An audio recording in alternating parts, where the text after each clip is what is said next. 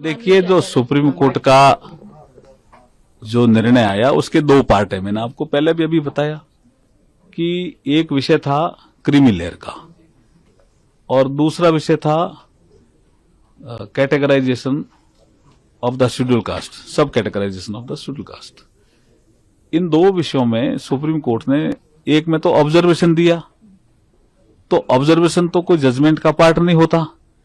और जब SC ST के सांसदों को, जो बीजेपी के सांसद थे, जब उनको लगा कि ये विपक्ष भ्रम फैला रहा है, विपक्ष के MP भी कुछ ऐसा कह रहे हैं कि इस फैसले से क्रीमी लेयर SC ST में भी आ गया, तो उसके लिए ज्ञापन दिया प्रधानमंत्री जी को 9 अगस्त को।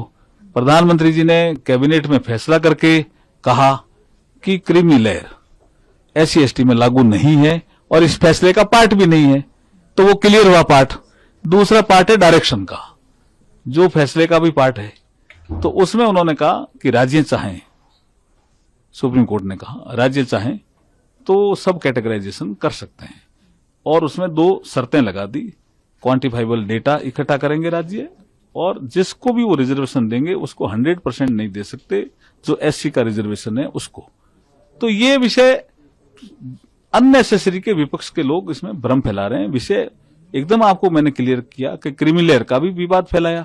अब जैसे आपका लेटरल एंट्री का भी विवाद फैलाया।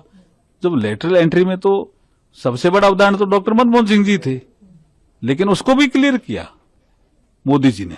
और आपने कल जो लेटर जो जारी हुआ उसमें देखा होगा कि